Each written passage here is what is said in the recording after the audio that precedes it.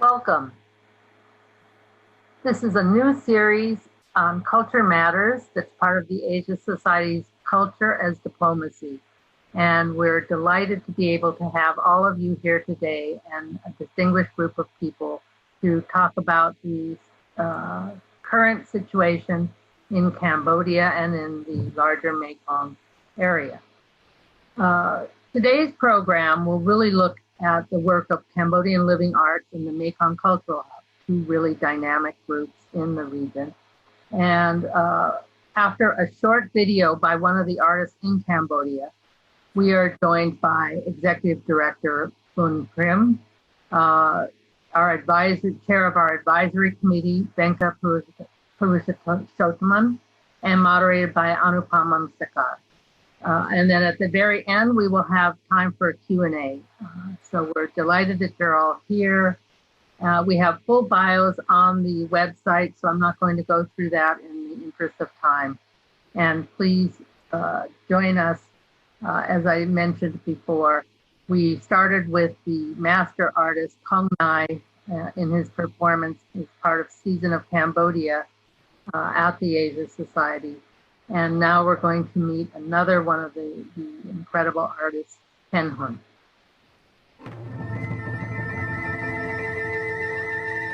Pa nhómគាត់មានជំនាញភ្លេងបុរាណហើយម៉ាក់ខ្ញុំគាត់ជាគ្រូបង្ហាត់ផ្នែករបាំប្រពៃណីកាលពីដំបូងឡើយគាត់អត់យល់ព្រមទេគាត់អត់គ្រប់គ្រងឲ្យចូលលេគាត់ខាត់ខ្ញុំហើយគាត់ប្រាប់ខ្ញុំគាត់បញ្យល់ថាពិបាកណាស់កាលខ្ញុំនៅអាយុ5ឆ្នាំហ្នឹងខ្ញុំអាសាតាមម៉ាក់ខ្ញុំទៅសាលាវិចិត្រសិល្បៈទៅមើលគេហាត់របាំហើយពេលនោះខ្ញុំចាំថាខ្ញុំនៅអើតតាមប្អួចហ្នឹង4ជ្រុងចឹងហើយខ្ញុំហើយខ្ពស់ហើយខ្ញុំទូចជើងខ្លីហើយខ្ញុំតោងទៅលើប្អួចហ្នឹងមើលគេហាត់របាំហើយពេលនោះខ្ញុំឃើញទូឯកម្នាក់គាត់ជាកូនសិស្សបលហ្គេជាសាមីហើយគាត់គាត់ធំហើយគាត់ឈ្មោះបងយឹមទេវីគាត់ស្អាតមែនតែនហើយគាត់រាំល្អមែនតែនហើយនៅពេលដែលគាត់ដើរម្ដងកាត់ឯហ្នឹងគេសឹងតែចំហមកឬក៏កលាប់ធ្លាក់ពីលើកៅអីអញ្ចឹងណាហើយខ្ញុំថាខ្ញុំស្រឡាញ់ខ្ញុំចង់រាំហើយដល់ពេលហើយលោកយាយឃើញខ្ញុំអញ្ចឹងគាត់ក៏ហៅខ្ញុំចូលទៅក្នុងបន្ទប់ហាត់ហ្នឹងឲ្យខ្ញុំធ្វើកាយវិការរាំនៅពេលដែលខ្ញុំហាត់ជាមួយគាត់បាន2-3ថ្ងៃស្រាប់តែគាត់ដាក់ឲ្យខ្ញុំសម្ដែងជាមួយបងស្រីទូឯករៀមទេវីហ្នឹងនៅលើឆាកហើយកាលនោះខ្ញុំទៅអាយុ5ឆ្នាំហើយខ្ញុំសប្បាយចិត្តមែនតើខ្ញុំមានមោទនភាពហើយតាំងពីនោះមកខ្ញុំតែងតែទៀបម៉ាក់ប៉ាខ្ញុំចូលហាត់របាំអញ្ចឹងរហូតដល់មកដល់ថ្ងៃហ្នឹង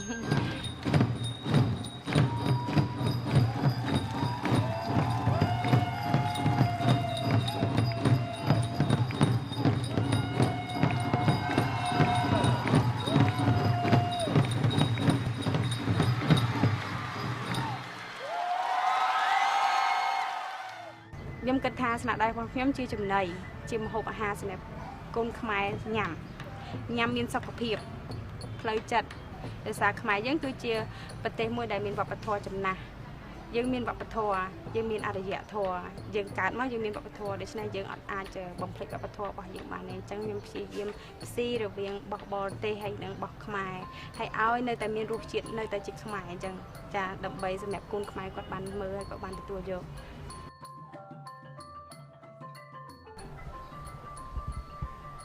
ខ្ញុំមានផ្ទៃពោះហើយខ្ញុំបានប្រសូតបុត្រ2នាក់ហ្នឹងអនុស្សាវរីយ៍ល្អរបស់ខ្ញុំហើយនៅពេលដែលខ្ញុំមានផ្ទៃពោះហ្នឹងខ្ញុំតែងតែរាំខ្មែរគេថាមានផ្ទៃពោះឲ្យរាំទេក្លក់កូនតែខ្ញុំគិតថាខ្ញុំភាសាមួយពេកថាល្អហើយកូនហ្នឹងវាឆ្លាតពេលរៀងរាំហ្នឹងទៅខ្ញុំអនុស្សាវរីយ៍ល្អរបស់ខ្ញុំពេលខ្ញុំមានផ្ទៃពោះហើយខ្ញុំរាំនៅពេលដែលខ្ញុំប្រសូតកូនចេញមកបានដោយជោគជ័យកូនខ្ញុំមានសុខភាពខ្ញុំរាំឲ្យកូនខ្ញុំមើលទៀតអានឹងជាអនុស្សាវរីយ៍ល្អរបស់ខ្ញុំមែនតើ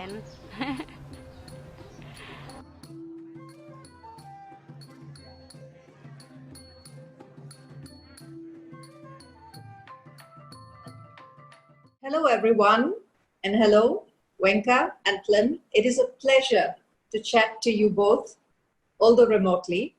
Today's conversation is going to take us to the cultures and the countries that border the Mekong River, the world's 12th longest river that flows into East and Southeast Asia through Cambodia, Laos, Myanmar, Vietnam, and Thailand.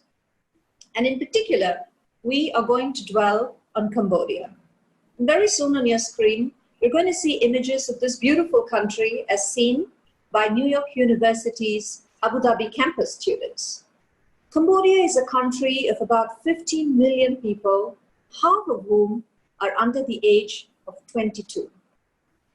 Many of us know its largest city and capital, Phnom Penh. This is a country well known to us for its Buddhist culture, for the Khmer Rouge, and of course for the magnificent temples at Angkor Wat. So I'd like to kickstart this conversation by asking you both, Phloeun and Venka, how does the world see Cambodia and its culture in 2020? Do you still have to contend with stereotypes when talking about Cambodian culture? And what, in your opinion, are some of the best kept secrets about Cambodia and its arts scene? Phloeun, could I turn to you first and then to you, Venka? Phloeun, the floor is yours. Thank you, Anu. I guess, in 2020, or let's say in 2019, before the COVID pandemic, Cambodia probably have still be seen through the World Heritage Monument that we have, Angkor Wat, and the complex and the temples. So the more tangible treasure that is often used to promote Cambodia as a tourism destination. I think what also the perception of people still, I think even today, more than 40 years after the genocide, that dark period still is part of what people perceive and see Cambodia.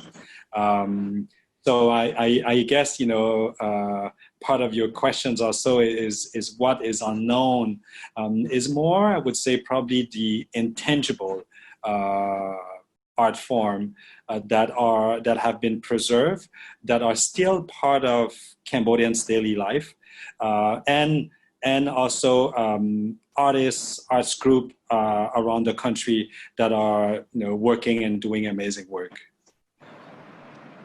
Thanks, Phloeun, and over to you, Venka. The floor is yours.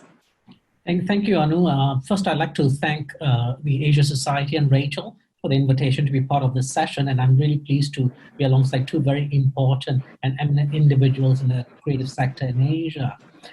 Really, to your point about locating Cambodia within the Southeast Asian region, I think it's very important to also really understand the location of Southeast Asia as being the cradle between India and China. And these were the two world's largest economies prior to colonialism. And hence, Southeast Asia was kind of the in-between space in which a lot of trade and culture kind of, fused itself through centuries. So there is clearly the mainland Southeast Asia and the seafaring islands of Philippines, Indonesia, and others. And the richness of the Mekong, abundant with its fisheries and abundant, and much of Southeast Asia is known as the rice bowl of the world, where the agriculture itself is actually rich and thick even to today. So I think one of the things that immediately pops up into many people's mind is very interesting fact that Southeast Asia is often known for its bruised political and economic desires. But people often forget that there's the richness of cultures, the richness of communities that have been in existence for centuries and decades. But it's a place that has often been bruised since the invasion of the Mongolians in the 12th century, from the Bagan Empire to, through Myanmar, all the way to the Khmer empires. And you talk through the ravages of colonialism that we have seen today, the genocide of Cambodia in the 20th century, and today we are coming to the Rohingya crisis of the 21st century. So you are often seen through the lens of these bruised political realities. But what is very interesting is at the same time there's a parallel ecology where it's culturally rich and evidenced by the ancient landmarks of Angkor Wat, Luang Prabang, or the more than 1,000 pagodas that you see around through that region. And the river plays a significant part in connecting all of these from the Tibetan Plateau all the way to the South China Sea. It is one of the world's busiest waterways for trade. And I think a lot of people do not know that. That it's one of the busiest waterways, and South China Sea is one of the busiest waterways, which continuously remains a contention between the East and West. And in actual fact, this cradle is the confluence of the East and West. So to say that the fact that the South China Sea and the Mekong is the heart of, Southeast Asia would not be a misnomer. Thank you. Thank you, Phloeun and Venka. I think what you have said kind of nuances the context in which you are working. And Phloeun, I'd like to turn to you now and take you back to 1999 when Cambodian Living Arts, the organization that you now head up, was first established. What kind of gaps and needs on the ground did this new non-profit arts organization respond to? And why did you choose the powerful tagline, "Arts are at the heart of a vital society"? The floor is yours, Phloeun. Just to help setting the context of the 90s in Cambodia, I think it's helpful to link the history and the context and why Cambodian Living Arts started at that time is Cambodia began the peace process around in the early 90s with the signing of the Paris Peace Accord, which is kind of that has set up, I think, the whole peace process. That was early 90s. You have a country that was just coming out of a decade of being under Vietnam occupation, and you have the UN coming to help setting up the first election in 1994, where there were still factions of more like the Khmer Rouge, who were the guerrilla that created in the 70s the killing. And then you have also different faction of different political sphere of Cambodia. So the 90s was really the real beginning of the rebuilding process of Cambodia. Many international organizations, beginning with the UN, but also international organizations and funding came to Cambodia in the 90s to support the restorations and the rebuilding of Cambodia. So we began around that same time when our founder, Arn Chonpon, who is a Cambodian Bretonese at that time, I would say, he fled the Khmer Rouge when he was young and moved out to the refugee camp in Thailand, and then later on moved to the US. He was educated in the US and wanted to come back to Cambodia. Because his family roots were from an artistic background. His father used to run a local opera theater in one of the largest cities in Cambodia before the war. He felt the importance of coming back and finding his own roots. By doing that, what he realized is that Cambodia, through the genocide and that dark period of Cambodia, lost almost a whole generations of artists. It says about 80% of Cambodian artists were killed during the time or died, and a whole generation of teacher and artists who would transmit those art form. So one of the things he decided to do simply was gather and try to find people who were still alive and who were still able to transmit traditional oral traditions of Cambodia. And he began by one community at a time, one village at a time, one master at a time. And what he simply did is, by providing some stipends for these masters so that they can teach within their community. So the model was more like a school without a wall, where it was really driven by oral traditions, and the teacher, the master, would teach his community or his grandchildren. And so Cambodian Living Arts began really as a real grassroots organization. Over the first decade of our work, we've had about 20 community that we work with and a dozen of art form. And all of this was really the beginning of the transmissions of traditional art form of Cambodia. And it's how it really began until, like, I would say probably around the first decade. So it was really a responding from an emergency time that was, if we were not to do anything, we would lose many of these art form and master who would have died with those art form. And on your other part of your questions around what, and so, when we speak about like the arts at the heart of a vital society, is we see as even in the process of rebuilding, where education, where shelter is needed, where food is needed, economical development is needed. The arts for us was a way to give young people the inspiration or the imaginations to imagine a future that they will be living in. And I think this has been something about like a really strong belief that the organization had been carrying on. Thanks for that, Phloeun. You began, therefore, by trying to revive the traditional arts of Cambodia, but very soon, Cambodian Living Arts embraced a changing dynamic Cambodia and has become a hub for contemporary creativity. What did this journey entail, and how are you now inspiring new generations, as your mission says, to embrace the arts? And later, I'd like to turn to Venka to sort of set the larger context for us and tell us a little bit about the state of play of contemporary creativity in Southeast Asia today. Phloeun, I'll turn to you first. Thank you, Anu. What I was explaining was like the work that we begin on our first decade. So reviving traditional art form and working on the transmissions.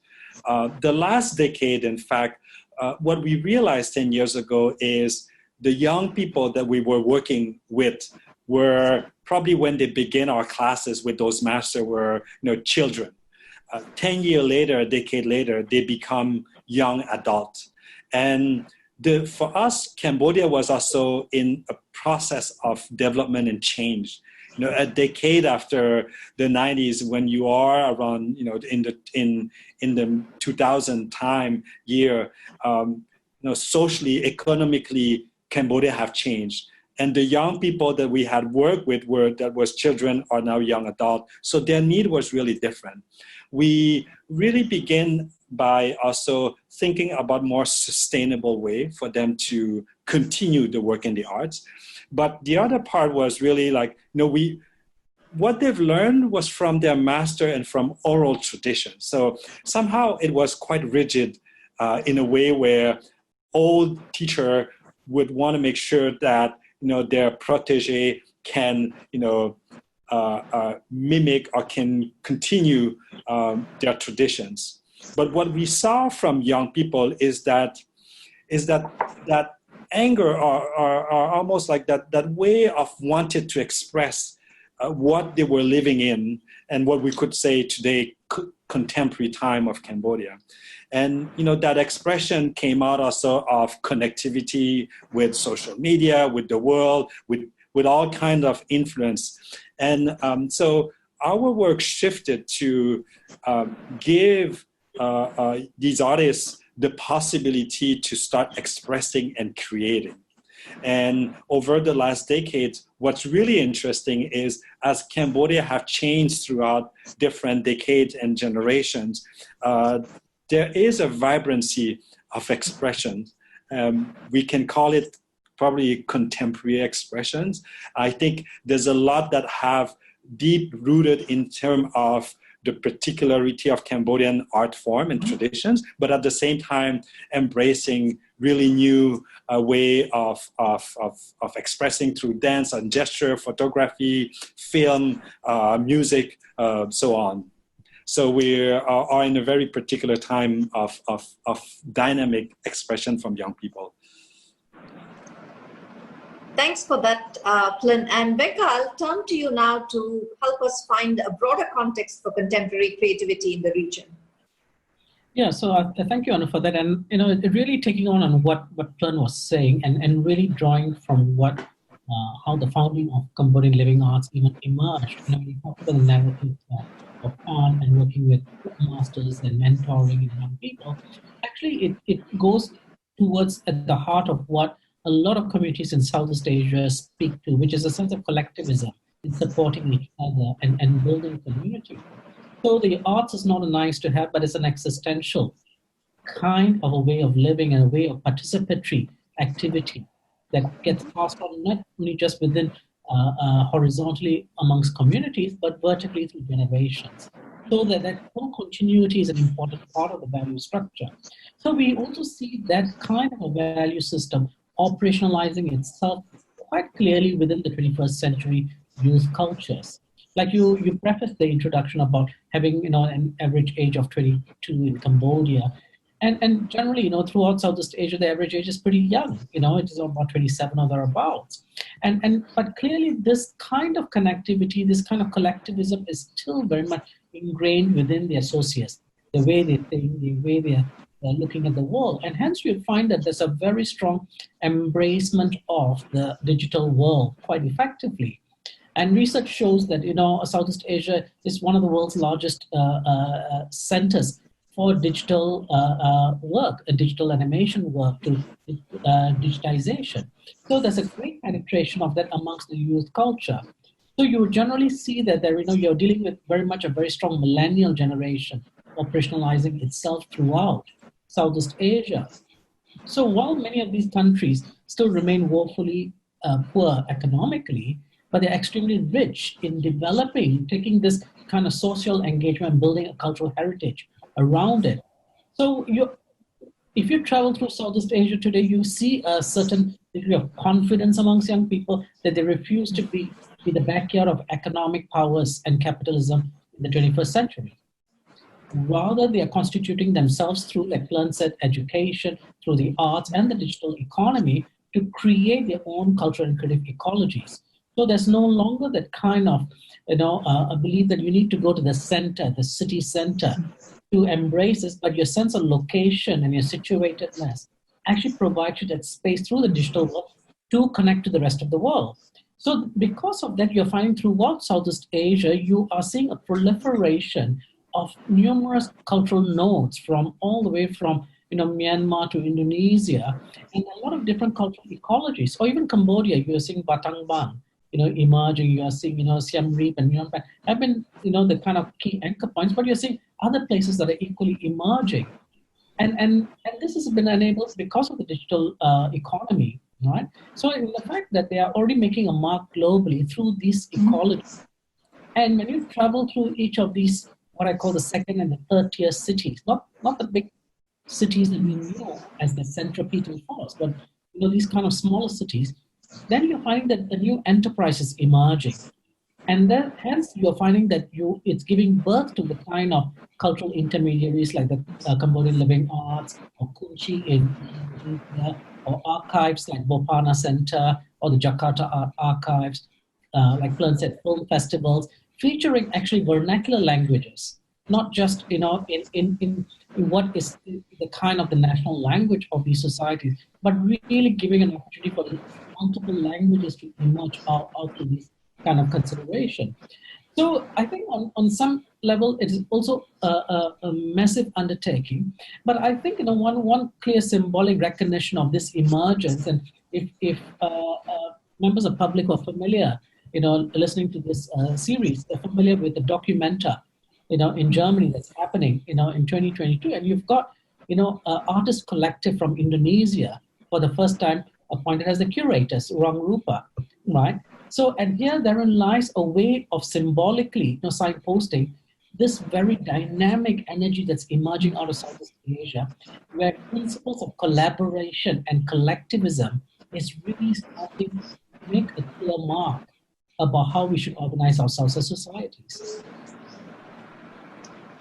Thanks for that, Venka. I think you made a very powerful point about the old dichotomies of the cultural centers and the cultural peripheries now being broken with these multiple cultural nodes across the region. And talking as we are about the region, I was wondering, Venka, if you think that these multiple cultural nodes across the Mekong region in Southeast Asia, how well connected or not are they in terms of cultural exchange? And Phloeun, I wanted to also talk to you about a sister organization that Cambodian Living Arts has now set up, the Mekong Cultural Hub, which is investing very heavily in young cultural professionals from across the region and not just from Cambodia. And as you will see on the screen very shortly, the Mekong Cultural Hub is one that is mapping local needs, it is offering scholarships for students, and it is also building regional networks. Why did you, Phloeun, feel the need to start working regionally beyond Cambodia? Venka, will turn to you first and then to you, Phloeun. Yeah, so I'll kind of build on what I just said earlier. I think first of all, I think we have to, like I said, that emerging young ecologies. I know rather than economies, I like to use the term ecologies. As they're building their own enterprises within these kind of centers, I find that first of all they do acknowledge the fact that Asia itself, as it is currently known, is a geopolitical construct.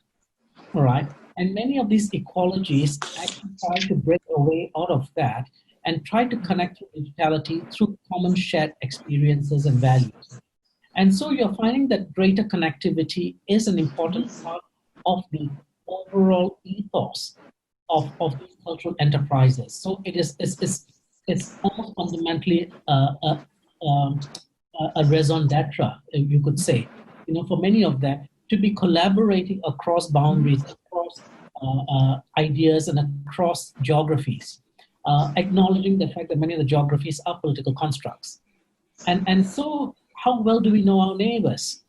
And I think that's an important question that many of them in Southeast Asia actually ask continuously. How well do we know our neighbors on the next island, or within the borders that we know across the different ethnic communities? There are thousands of ethnic communities throughout Southeast Asia, inculcated over a century, but they all do have one common sense of agency, which is primarily to race against into the near future through connectivity, digitality, and collaboration. So hence, it has almost become vital why connectivity is so important more than ever before, because it is about meaning making and creating a sense of being connected to others. And here the connectivity, again, I would like to underscore, is not about the center and the periphery, but it's a connectivity across ecologies and a sense of shared mission and purpose. So in a very simple way, I would say the Mekong River becomes quite symbolic of that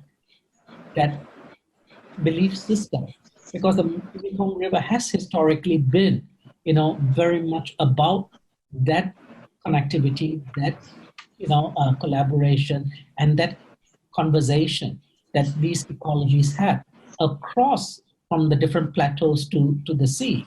Right? Of course, these have also been historically been recreated and reorganized politically.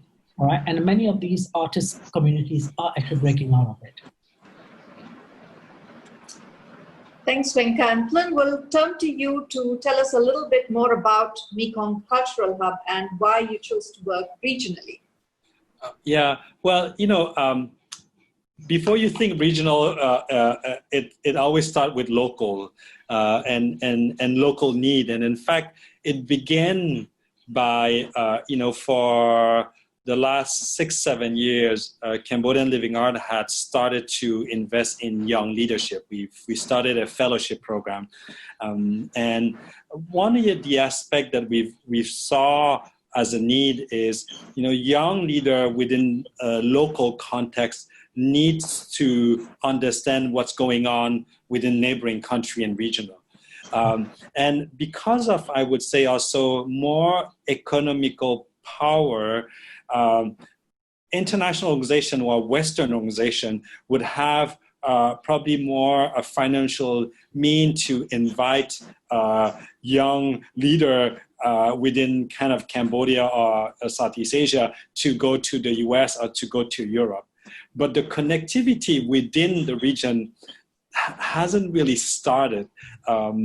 So what we realized is we wanted to, in fact, have our young Cambodian leader connected to some of the neighboring country. And it began that way. And then the first thing we did is to bring them to neighboring countries. So we went, I think one of our first trips was to Myanmar. And when we connected to other young leaders in the cultural sector, we saw the similarity of need, of aspirations, of knowledge, of infrastructure. And at the same time, we realized that the people in Myanmar were also aspiring to connect with other people, but it never really happened. So by looking at that, we thought that, gosh, there is a need for the region to connect.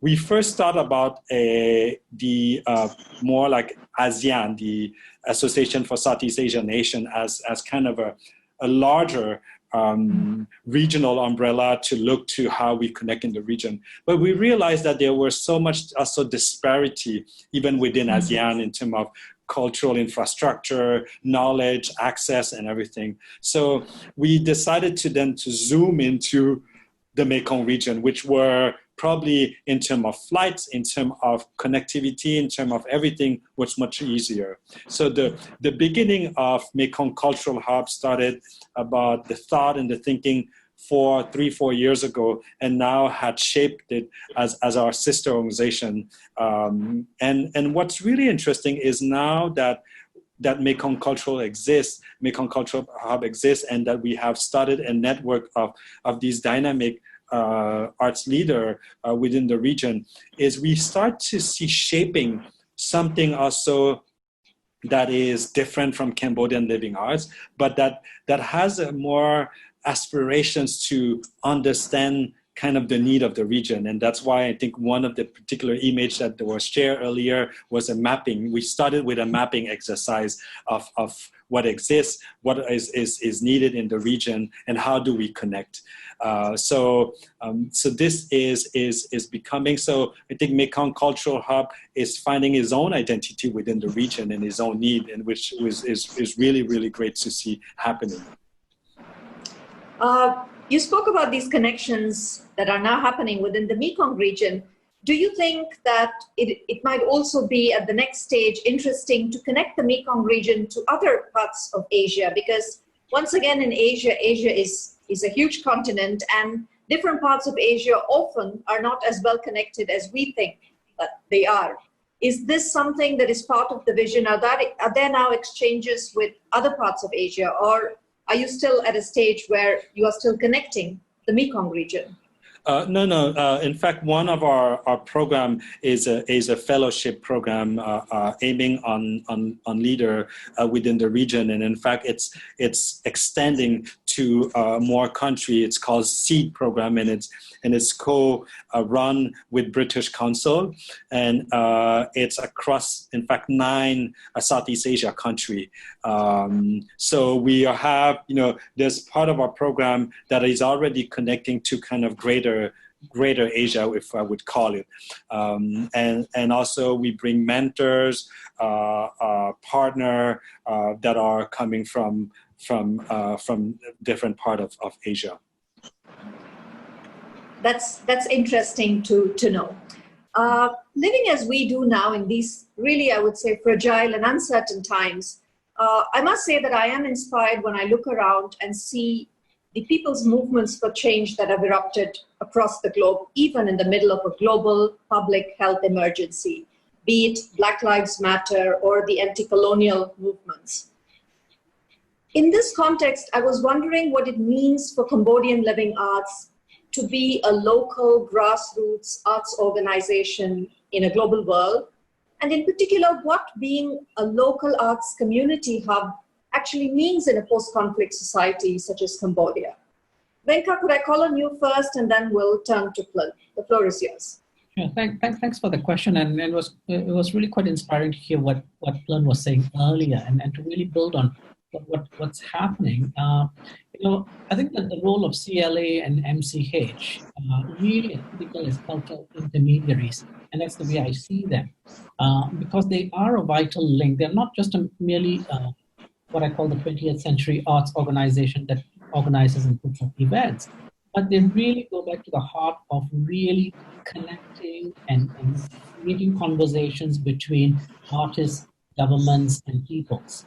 And this is an important role that's increasingly emerging. And cultural intermediaries are also becoming centers for education and a sense of enablement of people through capacity building. And like Phloeun's example of developing fellowships and all of that.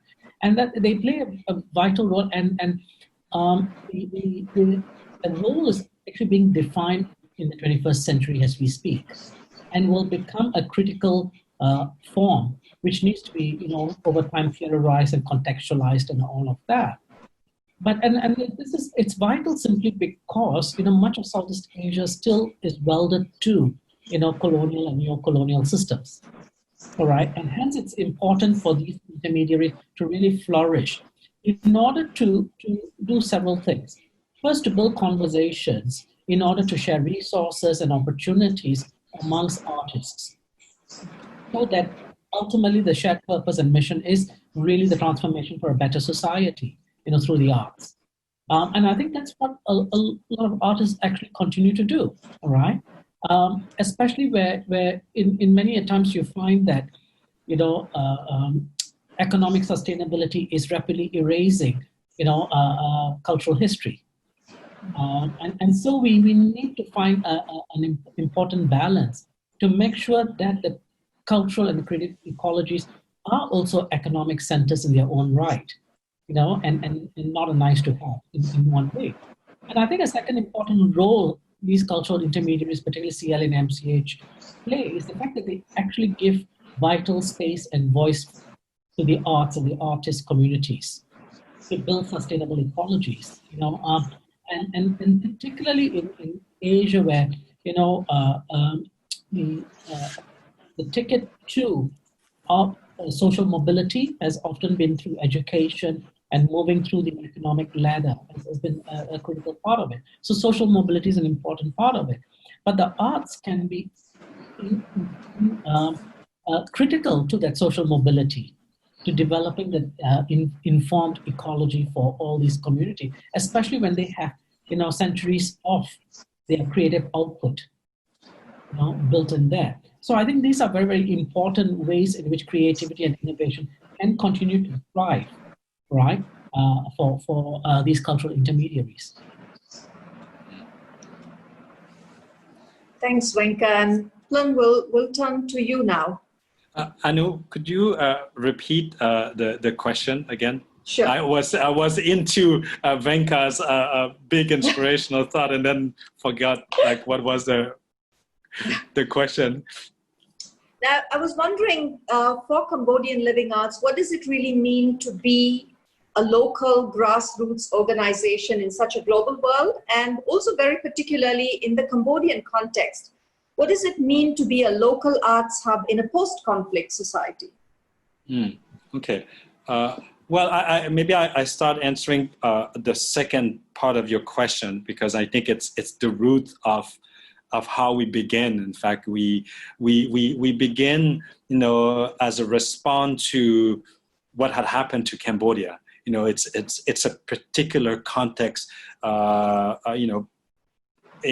conflict happened everywhere, but the Cambodia conflict was particularly devastating and deep because it was going through the root of society by destroying religion, culture, all form of educations that make society vital.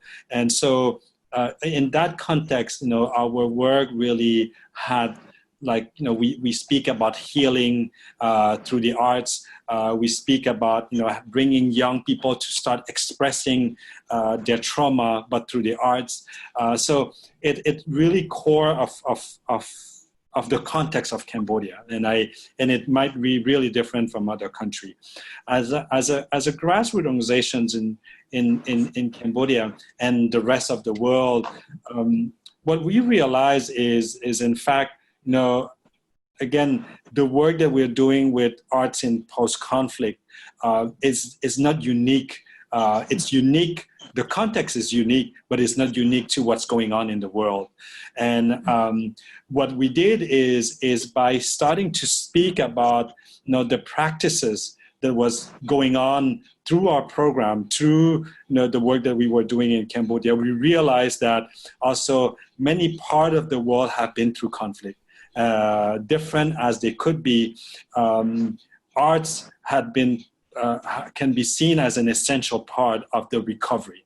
And so it brought our practices to connect with many organizations, artists, researcher, thinker around the world. And what it feed is fed, you know, it fed us so that we didn't feel isolated as an organization, that there were other knowledge, other work, other organization that was doing similar things across the world. So I think this is what's really nice with our current state is and in fact, you know, the pandemic and COVID-19, what we see is the rise of nationalism. It's like people are all coming into just focusing on their own community and protecting themselves from the pandemic. What we've seen with our work is that you have to open up. And, you know, our conflict was different, but the way that we have engaged artists, the way we have engaged young people through arts have really been about like connecting, opening up ourselves. So really against kind of the current movement that's going on around the world. Thanks for that, Phloeun. And you know, we're talking about the times we live in. So of course, we also have to talk about COVID-19 and its impact on small to medium-sized arts organizations. How has the pandemic affected your work? And I was also wondering what lessons perhaps there are about organizational resilience from Cambodian Living Arts, which, as many people may not quite know, was built up from scratch without public funding, with funds raised through your own efforts and privately. So given this reality, how do you see the work of Cambodian Living Arts in terms of the long-term resilience and sustainability that arts organizations must necessarily develop for the post-COVID world? And also, I'd like to ask you, how should cultural leadership look like in the new normal, both in Cambodia and in the broader Mekong region? Perhaps Phloeun will ask you to respond first and then turn to Venka to give the philosopher's touch to this question. Phloeun, over to you. The first thing that comes in my mind is diversity of funding, because I think the way we've set up the organizations in the early time is really to make sure that our source of funding will be diverse. And because, as you mentioned, we don't get any kind of governmental funding for our work, we in fact go global to seek funding.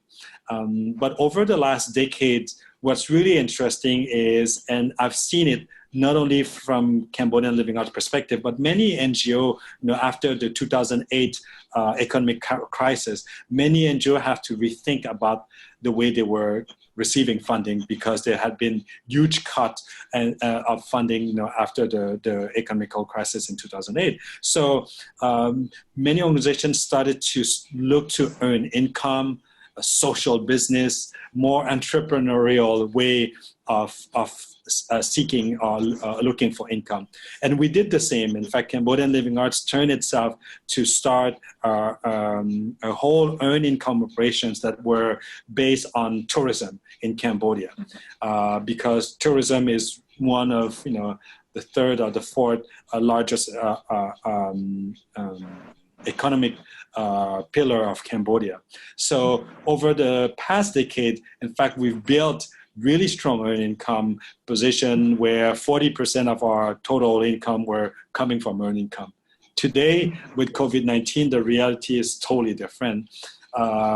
But we are lucky, again, when I come back to the word diversity, is because the other 60% that are coming from grant funding, from individual donor, from sponsor and things like that, still are holding the rest of the organization. So we are much luckier than many of our partner organizations. Some of our partner organizations who were relying essentially on the tourism are having a really hard time to adjust with this new reality. So on the second part of your questions about kind of leadership that has emerged, I think what I see is, as you said, like the new norm are, one of the core programs that we decided to keep investing even during this pandemic and budget cutting and readjustment and restructuration is, in fact, to keep investing on leadership through our fellowship program. And the reason why is because we feel that the network of young leaders that we have nurtured over the last decade with those that we are still continuing to nurture are essentially part of, I will take what Venka said, the ecology of tomorrow. And to get them to envision a future, to get them to come with new solutions is today even more important than any time because we are, we're having a world conflict going on, a war without real enemy because it's our own enemy, and we need to think differently for the future. So on our side, we are continuing to do the investment to open up their creativity, open up their expressions, and having them really imagine the future that we will be living in. Thanks, Phloeun. And Venka, we'll turn to you now. Yeah, thank you. I think it's I share what Phloeun has said. Arts organizations have to kind of rethink, some of their first principles, and many of them have carted themselves towards access to tourism and all. They have had a major beating. The world would have never thought that travel would come to a screeching halt. And all of a sudden the power of travel and the sustainability of art organizations has been revealed, in different ways.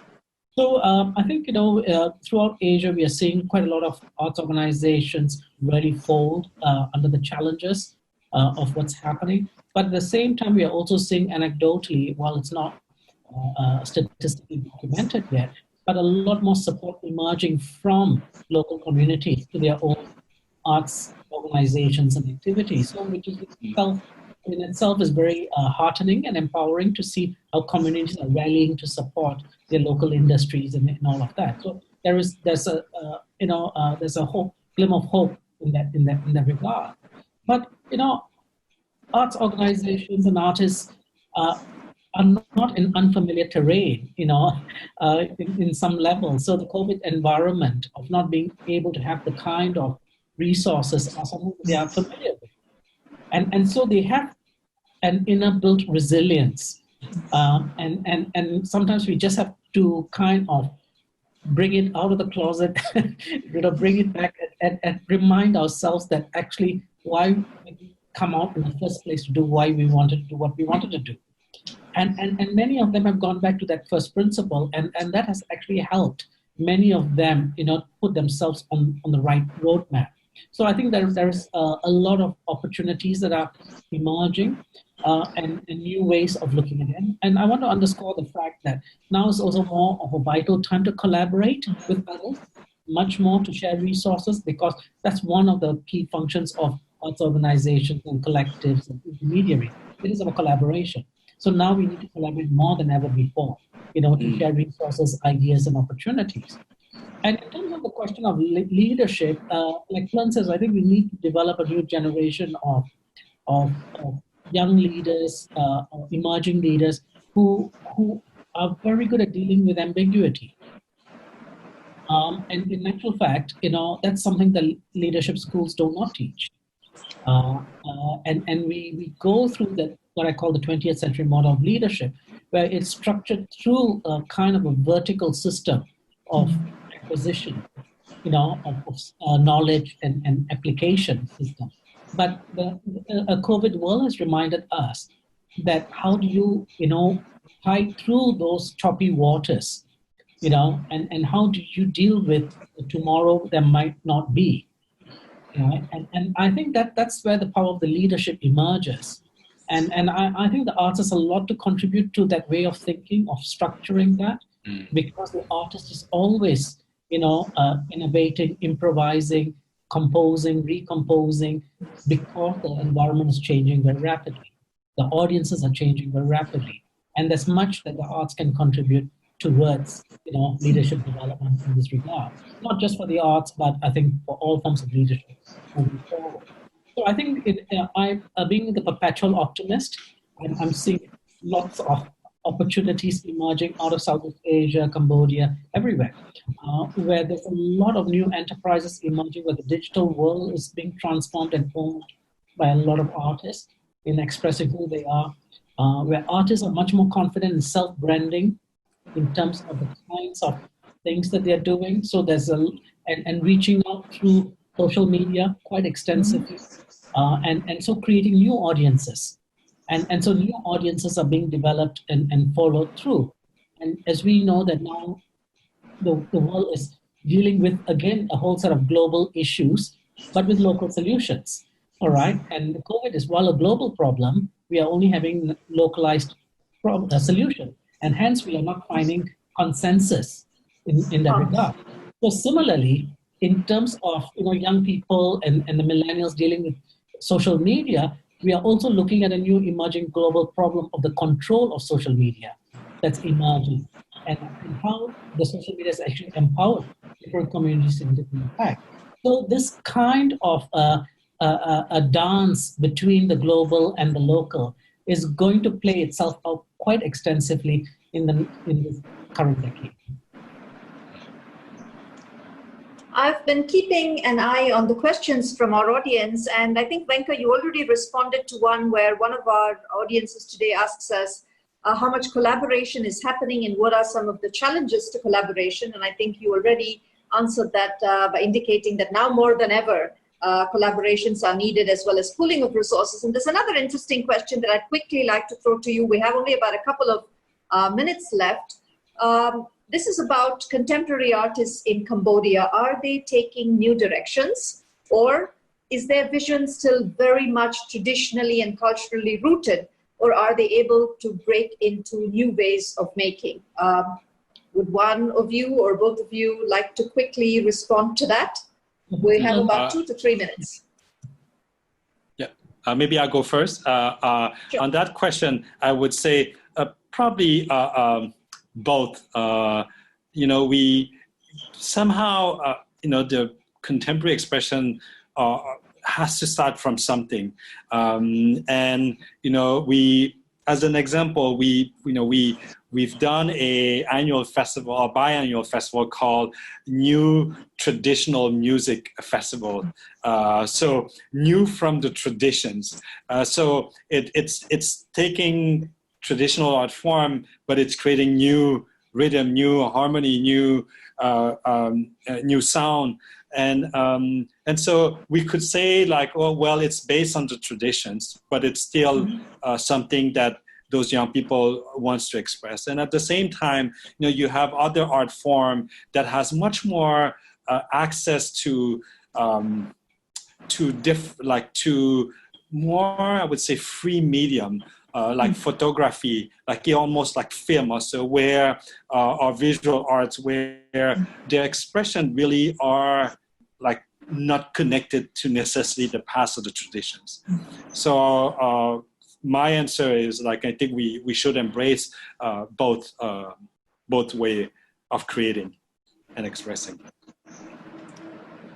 Venka, would you like to add anything about the collaboration or about new directions? Yeah, I mean, I think there's really fantastic work that's going on the ground. Whether you look at the artworks of Sohib Pitch, even we talked about Rithi Pan earlier. The kind of collaborative work that's going on is really outstanding.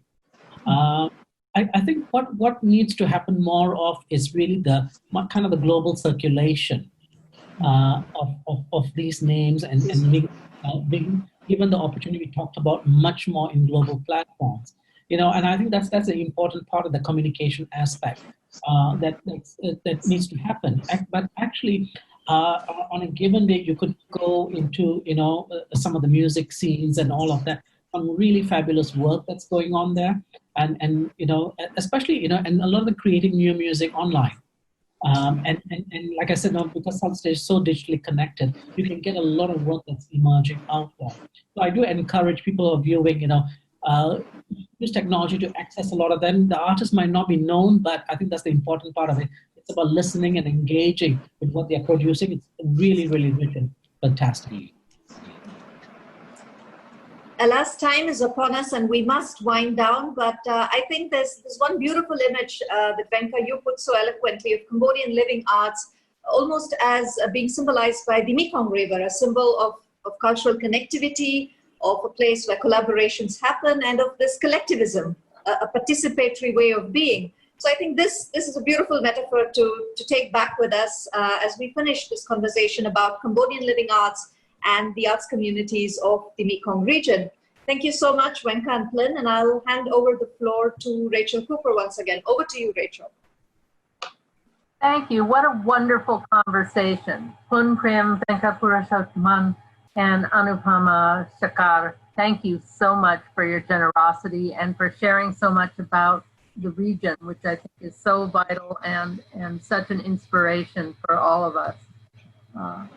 As you've noticed, Asia Society is offering these programs for free, and if you are able, would you consider a gift of any size to support our work, which you can do at the asiasociety.org website. To close today, I just wanted to end with the fact that we are part of a larger interdependent world, but one that has also borne witness to many tragedies, and that too has inspired art, in addition to the hope. And I wanted to, particularly thinking about Black Lives Matter and the local situation here in the United States, and the importance of naming names and remembering the actual victims. I wanted the connection with Bangsikol, the Requiem that was by Cambodian Living Arts. And I would like to end this program with a short excerpt from that, just to keep us all focused on the fact that we're so connected globally, in time and in space. And even if we're stuck in front of screens, we are connected, and we're here to inspire each other and to think about what it means to be human.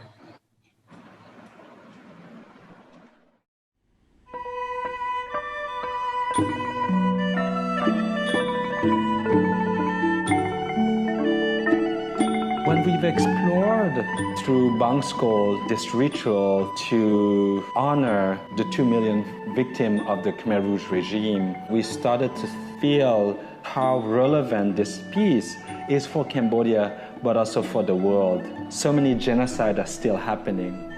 I am a survivor from Pol Pot. I need to do something about what I saw. And the Bangsikol Requiem for Cambodia, I feel that also a good message to the world about the suffering of Cambodian people. We try to transform something negative to positive thing, something that you can feel better, to rebuild your identity, for example, to help you to find the right words, right note of music to express a feeling, right images.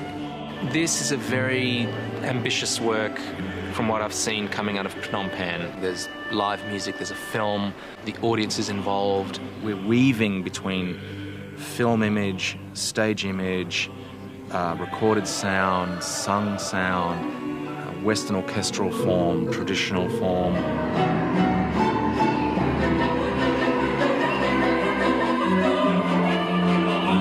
Bangskol as a piece, I would call it theatrical concert, full production, stage production, has so much complexity because first of all, there's a cultural complexity. We are bringing collaborators from different countries, but we are telling a particular cultural context, which is Cambodia. If you don't talk, if we don't examine it, if you don't have a reflection on it, you repeat.